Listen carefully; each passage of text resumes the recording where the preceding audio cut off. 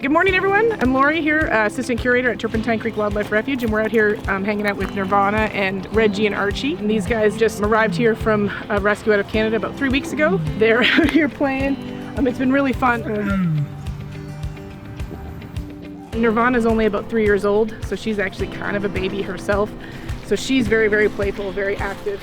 And then obviously the young guys that are only about 3 months old, not even 3 months old yet, they're also obviously very active as well. And it's been really exciting for us. We don't get little guys very often because, of course, when they're little, it's usually people still have them and then we end up rescuing them when they get a little older. But being able to have these small cats living with mom, you know, having never been part of the cub petting industry, never being handled, and just being raised by a female lion like they should. Listening to some of their female lion neighbors over there talking. Makes your heart feel good, and we can only do this with everybody's help. You know, we're doing the caretaking every day, but it takes everybody's support to be able to make these kinds of rescues happen and make sure these animals get the life they deserve. So we're out here with Scar and Mufass and actually Thor as well next to us. They are in neighboring enclosures here at the refuge. They were at a horrific situation up in Quebec. Terrible, tiny, small barn. We're kind of trapped in that barn. Didn't have any outside access. It was horrifically dirty, smelly. I mean, it was terrible, terrible situation for these guys to be in. We got involved in the rescue. We're able to transport them to a much more pleasant temporary enclosure in Ontario, where they stayed until we got our permits all completed, and then we brought them down here to Arkansas. So they've been doing fantastic. Are you good boy? Yeah. We got these guys with heaters on their dens. We've got bedding in their dens as well, so they have lots of warmth and comfort for them. Scar and Mufass, being brothers living together, they do love cuddling with each other, laying on top of each other, so that helps with the body heat as well. Hi, buddy. You can come down and see us.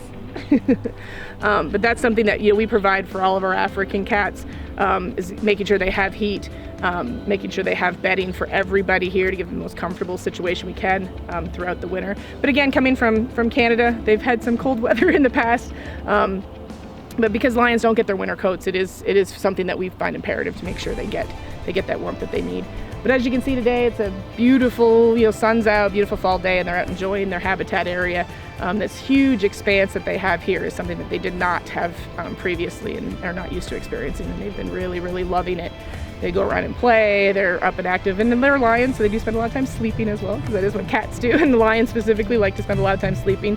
But their comfort level, they've settled right in. They're used to us being around. They're used to the routine we do, which is not true of all rescues. Sometimes it takes a little longer to settle in, and these guys have just done wonderfully. So we do thank Aspen Valley for their temporary care that they've had on them, getting them comfortable with people, getting them the proper care they're supposed to have. So it made the transition here much easier for them. We're out here hanging out with Thor, one of our new rescues from Canada, out of the Canada Rescue. He is a white lion, so he's got a little bit different coloration than the rest of the lions we have here at the refuge. You can see how pale he is, that very, very blonde color. His eyes are kind of a gray as well, and pretty severely cross-eyed. So he is, you know, beautiful looking lion. Unfortunately, to get this coloration, this is not something that happens naturally. This was something that is man-made by heavily breeding and primarily inbreeding the cats. So you're trying to breed multiple cats together that show lighter color to get that white color. Unfortunately, you know, what happens in these captive situations where there's people trying to create these unusual colorations within these animals, you do get a lot of overbreeding, like I said, inbreeding, not considering the health and the care of these animals afterwards. So it's something that we end up dealing with a lot here at the refuge. When you see these animals that are these unusual colors, the white lions, the white tigers, you know, obviously they're beautiful, but remember, this is not something natural that goes on with these guys. Things like the crossed eyes, that color variation could be detrimental in the wild for these cats. Luckily in captivity, they don't have to worry about being able to hunt, being able to be elusive in the wilds where the color can make a difference. You know, they're getting fed every day, they're getting the things they need here. But this is something that humans have decided we want to do, to be able to have these unusual looking animals in order to really make money.